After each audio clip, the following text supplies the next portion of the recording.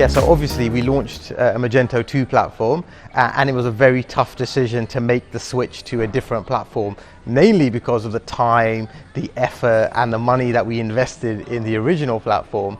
So it was a very big decision. We spoke with Swanky, we spoke about the functionality that Shopify Plus could offer us and how it could be managed, and we decided nervously that we would make the switch to Shopify Plus.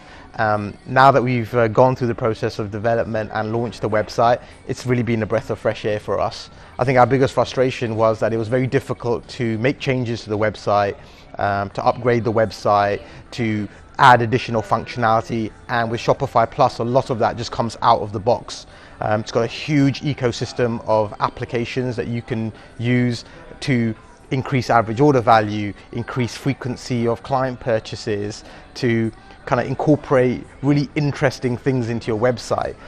whereas on the previous platform that we use, that would require a huge amount of development work and a lot of time and project management to incorporate. So it's really been a way for us to empower ourselves and have a website that really helps us grow our business, and we can focus our time not just on maintaining a website, but also growing our business and all the other things that we can be doing to push our business forward.